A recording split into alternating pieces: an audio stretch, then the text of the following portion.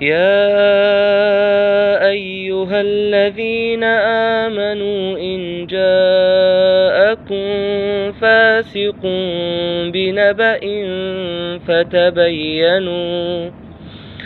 فتبينوا أن تصيبوا قوما بجهالة فتصبحوا على ما فعلتم نادمين.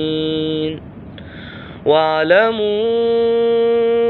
أن فيكم رسول الله لو يطيعكم في كثير من الأمر لعنتم ولكن الله حبب إليكم الإيمان وزينه في قلوبكم وكره إليكم الكفر والفسوق والعصيان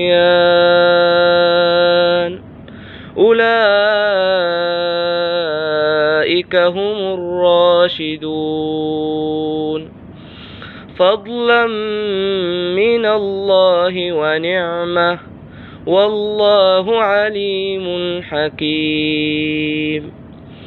وإن طائفتان من المؤمنين اقتتلوا فأصلحوا بينهما فإن بغت إحداهما على الأخرى فقاتلوا التي تبغي حتى تفيء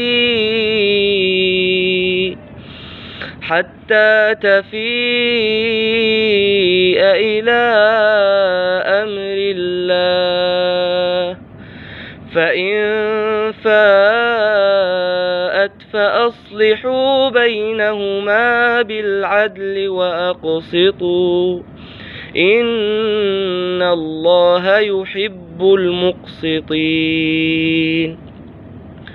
إنما المؤمنون إخوة فأصلحوا بين أخويكم واتقوا الله لعلكم ترحمون. يا أيها الذين آمنوا لا يسخر قوم من قوم عسى أن يكونوا خيرا منهم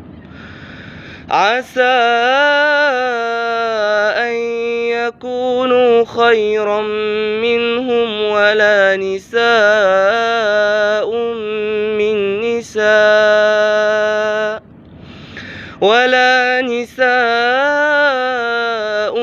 من نساء عسى أن يكن خيرا منهن ولا تلمزوا أنفسكم ولا تنابزوا بالألقاب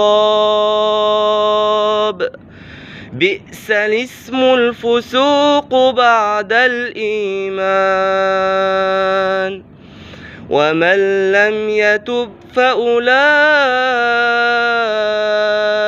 هم الظالمون.